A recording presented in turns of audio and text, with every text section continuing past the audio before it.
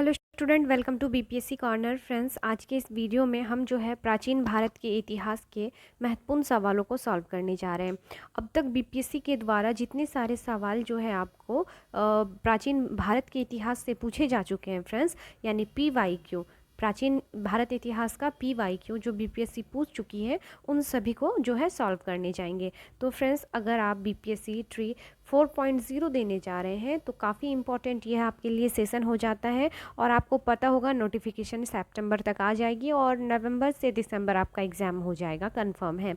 क्योंकि इसके बाद जो है आपका 5.0 भी आ जाएगा आपका वैकेंसीज इलेक्शन से पहले, इसलिए बिहार में इलेक्शन होने वाला है। ऐसे में ये जो आयोग है काफ़ी ज़ोर शोर से तैयारी कर रही है। रिज़ल्ट भी आपको इसी महीने अगस्त में दे दिया जाएगा ट्री 3.0 का।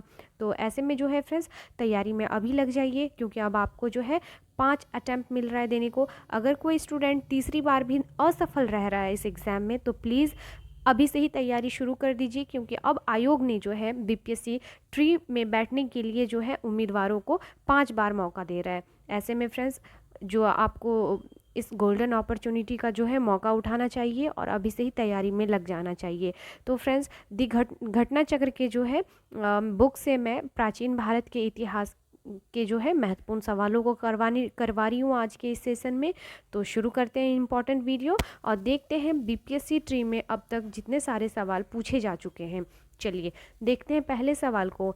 सॉरी फ्रेंड्स, मैंने क्या किया है कि हैंड रिटन जो है नोट्स टाइप क्वेश्चंस बनाए हैं, तो मैं ये भी प्रैक्टिस सेट के तौर पर आपको करवा रही हूँ। आई होप कि आपको कोई प्रॉब्लम ना हो, क्योंकि जो है बुक में थोड़ा प्रॉब्लम था, इसलिए मैंने जो है लिखकर आपको क्वेश्चंस देने का जो है ट्राई किया है। चलिए देखते हैं सवाल को। सवाल है आपका, सिंधु घाटी सभ्यता की सबसे महत्वपूर्ण विशेषता क्या है? ऑप्शंस दिए गए हैं। पक्की ईंट से बनी इमारत, प्रथम असली मेहराब, पूजा स्थल, या फिर है आपका कला और वास्तुकला, उपयुक्त में से कोई नहीं, उपयुक्त में से एक से अधिक। तो फ्रेंड्स, बताना है जो सिंधु घाटी सभ्यता की महत्वपूर्ण सबसे विशेषता क्या है। तो फ्रेंड्स, जो ऑप्शंस देख रहे हैं आप, उसमें राइट आंसर क्या हो जाएगा इसका? सिंधु घाटी सभ्यता की जो सबसे महत्वपूर्ण विशेषता है यह है आपका पक्की ईंट से बनी इमारत। तो ऑप्शन क्या हो जाएगा? ए हो जाएगा। याद रखिएगा, आपका ऑप्शन ए राइट हो जाएगा। और सिंधु घाटी सभ्यता की जो प्रमुख विशेषता थी यह नगर नियोजन को माना जाता है। फ्रेंड्स, याद रखिएगा, यहाँ जो नगर और कस्बे एक निश्चित योजना के अनुसार बसाए जाते थे और पक्की ईंट से बनी इमारतों में मोहनजोदड़ो का विशाल स्नानाघर जो है इसमें प्रमुख है। तो याद रखना है। चलिए नेक्स्ट देख लेते हैं अगले सवाल को। आपका अगला सवाल है, सिंधु सभ्यता निम्नलिखित में से किस युग में पड़ता है? ऐतिहासिक काल में, प्राग ऐतिहासिक काल में, उत्तर ऐतिहासिक काल में, या फिर आपका आद्य ऐतिहासिक काल में?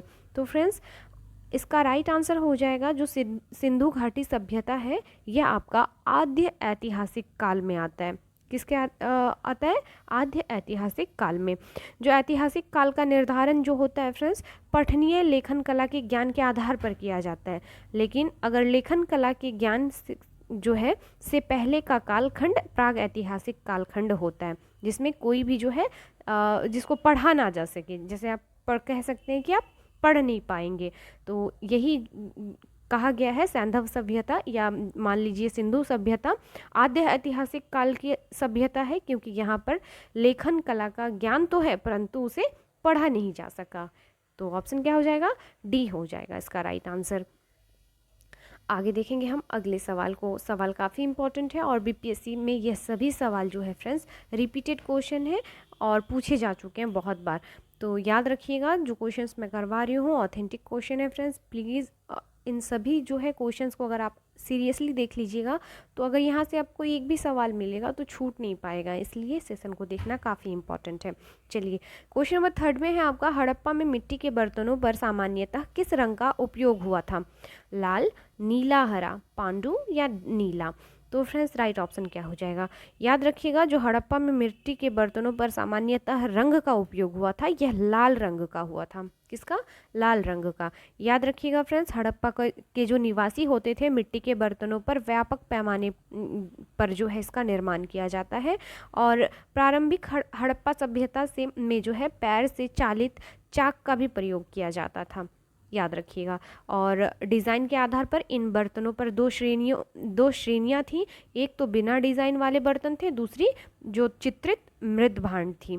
तो याद रखना है आपको। और मृद भांडों को बनाने वाली मिट्टी में जो है आपका रेत का मिश्रण किया जाता है और इनको पकाने पर यह हल्के भूरे लाल रंग का जो है रूप ग्रहण कर लेती है। तो इस प्रकार से इन मृत भांडों के ऊपरी हिस्से में लाल रंग की पुताई कर दी जाती थी तथा निचले हिस्से में काले रंग के विभिन्न प्रकार की चित्रकारी की जाती थी। तो इतना सारा फैक्ट था, मैंने सब बता दिया। याद रखिएगा, हड़प्पा में मिट्टी के बर्तनों पर सामान्यतः लाल रंग का हम यूज़ करते हैं। चलिए नेक्स्ट देख लेते हैं। अगला सवाल है आपका, निम्नलिखित में से किसको कैल्कोलिथिक युग भी कहा जाता है? कैल्कोलिथिक युग, याद रखिएगा फ्रेंड्स, यह सवाल बीपीएससी प्री 2000 में पूछा जा चुका है और भी 2-3 बार यह सवाल रिपीटेड हो चुका है। इसलिए याद रखिएगा फ्रेंड्स, जो कैल्कोलिथिक युग है इसे हम ताम्रपाषाण युग के नाम से भी जानते हैं। किसके नाम से? ताम्रपाषाण युग के नाम से भी हम जानते हैं। याद रखिएगा, जिन संस्कृतियों में तांबे के औजारों के साथ ही पत्थर के बने हुए उपकरणों का प्रचलन मिलता है उसे हम प्रायः ताम्रपाषाणिक संस्कृति कहते हैं, या कह लीजिए कैल्कोलिथिक। चलिए अब आगे बढ़ते हैं अगले सवाल की ओर। सवाल है आपका, भारत में पशुपालन एवं कृषि के प्राचीनतम साक्ष्य प्राप्त हुए हैं? अंजीरा से, दम्ब सादात से, किली गुल मोहम्मद से या मेहरगढ़ से? तो कहाँ से मिला है भारत में पशुपालन एवं कृषि के प्राचीनतम साक्ष्य? तो यह मिला है मेहरगढ़ से। ऑप्शन क्या हो जाएगा? डी इसका राइट आंसर हो जाएगा। फ्रेंड्स 64वीं बीपीएससी पीटी परीक्षा 2018 में यह सवाल पूछा गया है फ्रेंड्स। तो याद रखिएगा, भारतीय उपमहाद्वीप में पशुपालन एवं कृषि का प्रारंभिक स्थल जो है मेहरगढ़ को माना जाता है। ऑप्शन डी इस प्रकार से हमारा राइट हो जाएगा। आगे देख लेते हैं हम अगले सवाल को। सवाल है आपका, निम्नलिखित में से कौन सा एक हड़प्पा का बंदरगाह है? सिनकंदरिया, लोथल, महास्थानगढ़ या नागपट्टनम? आपको बताना है कौन सा हड़प्पा का एक प्रमुख जो है बंदरगाह है। तो फ्रेंड्स ऑप्शन बी लोथल हो जाएगा। ऑप्शन जो बी हो जाएगा इसका राइट आंसर हो जाएगा। याद रखिएगा फ्रेंड्स, जो लोथल है यह एक प्रमुख बंदरगाह हुआ करता था आपका हड़प्पा के समय। तो ऑप्शन क्या हो जाएगा? बी हो जाएगा। और हड़प्पा नगर जो लोथल है यह गुजरात के अहमदाबाद जिले में भोगवा नदी के किनारे स्थित है। कहाँ पर? तो भोगवा नदी के किनारे। ये नदी भी कई बार पूछ लिया जाता है कि भोगवा नदी के किनारे किस हड़प्पा कालीन स्थल जो है मौजूद है, कौन सा हड़प्पा कालीन स्थल मौजूद है। तो लोथल इस प्रकार से भी हो जाएगा, तो याद रखना है। और यहाँ की सर्वाधिक महत्वपूर्ण उपलब्धि क्या है?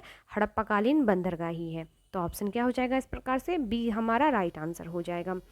चलिए फ्रेंड्स अब आगे देख लेते हैं अगले सवाल को। निम्नलिखित में कौन सा हड़प्पा कालीन स्थल गुजरात में है?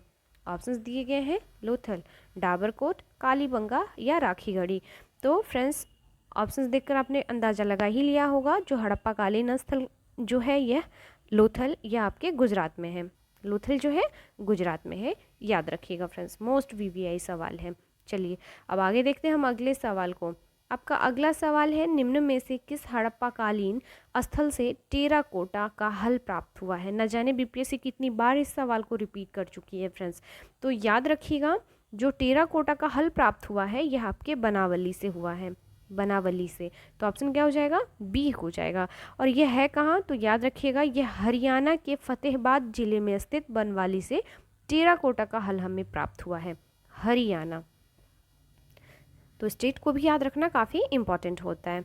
अब आगे देखेंगे हम अगले सवाल को। सवाल है, निम्न में से किस हड़प्पा नगर में से जुते हुए खेतों के निशान मिले हैं? यह भी सवाल जो होता है जुते हुए खेतों का निशान वाला, यह बीपीएससी का मोस्ट फेवरेट सवाल है। तो याद रखिएगा फ्रेंड्स, यह जो आपका मिला है निशान, जुते हुए खेतों के निशान, यह मिला है आपका कहाँ से? कालीबंगा से। ऑप्शन ए हो जाएगा इसका राइट आंसर।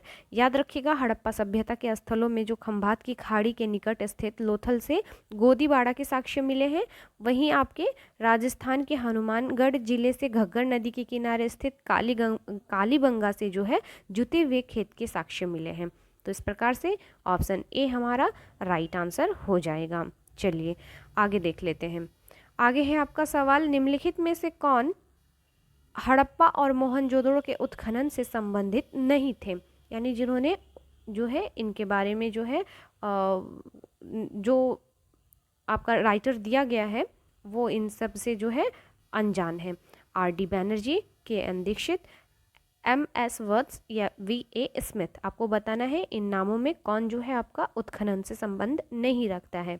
तो फ्रेंड्स याद रखिएगा, वी ए स्मिथ का संबंध आपके मोहनजोदड़ो और हड़प्पा के उत्खनन से नहीं है, याद रखना है आपको, क्योंकि आपका जो वी ए स्मिथ है हड़प्पा सभ्यता की खोज से संबंधित नहीं रहे हैं, बल्कि ये जो है भारतविद एवं कला इतिहासकार के रूप में प्रसिद्ध थे, याद रखिएगा। चलिए अब आगे देख लेते हैं हम अगले सवाल को। सवाल है आपका, बोगज़गोई का महत्व इसलिए है क्योंकि। ऑप्शंस आपको मैं पढ़ के बता देती हूँ। वहाँ जो अभिलेख प्राप्त हुए हैं उनमें वैदिक देवी देवताओं का वर्णन मिलता है। मध्य एशिया एवं तिब्बत के बीच एक जो है महत्वपूर्ण व्यापारिक केंद्र माना जाता है। तीसरे ऑप्शन में है वेद के मूल ग्रंथ की रचना यहीं हुई थी, या उपयुक्त में से कोई नहीं। तो फ्रेंड्स बोगज़गोई का महत्व इसलिए है क्योंकि वहाँ जो अभिलेख प्राप्त हुए हैं उसमें वैदिक देवी एवं देवताओं का जो है वर्णन मिलता है। तो आपका जो ऑप्शन ए है फ्रेंड्स, यह इसका राइट आंसर हो जाएगा। याद रखिएगा, बोगज़गोई जो है आपके एशिया माइनर से 14वीं शताब्दी ईस्वी पूर्व के कुछ अभिलेख मिले हैं, और इस अभिलेख में ऐसे राजाओं का उल्लेख आया है जिसके नाम आर्यों जैसे थे, और जो संधियों के साक्षियों तथा रक्षा के लिए इंद्र, मित्र, वरुण, नात्स्य देवताओं का आह्वान करते थे। और इससे ज्ञात होता है कि वैदिक आर्य ईरान से होकर ही भारत आए थे, तो इसलिए इसका महत्व है। चलिए नेक्स्ट देख लेते हैं अगले सवाल को। आपका अगला सवाल है, प्रसिद्ध 10 राजाओं का युद्ध किस नदी के तट पर लड़ा गया था? चलिए बताइए ऑप्शंस देखकर। प्लीज़ अगर कोई क्वेश्चन का आंसर आता है कमेंट बॉक्स में कमेंट किया कीजिए। तो फ्रेंड्स इसका राइट आंसर हो जाएगा, जो प्रसिद्ध 10 राजाओं का युद्ध था यह लड़ा गया था आपका परूशनी या वर्तमान में रावी नदी के जो है तट पर। तो क्या हो जाएगा ऑप्शन डी। अभी इसको किस नाम से जानते हैं? तो रावी के नाम से याद रखिएगा। दोनों ही नाम काफ़ी इंपॉर्टेंट है, इसलिए याद रखना काफ़ी ज़रूरी है। चलिए नेक्स्ट देख लेते हैं, ऋग्वेद का कौन सा मंडल पूर्णतः सोम को समर्पित है? ऑप्शंस दिए गए हैं 7वां, 8वां, 9वां या 10वां। काफ़ी इजी सवाल है और बहुत बार रिपीट हो चुका है यह सवाल। तो याद रखिएगा, ऋग्वेद का जो आपका 9वां मंडल है यह जो है आपके सोम को समर्पित है। ऑप्शन क्या हो जाएगा? सी हो जाएगा इसका राइट आंसर।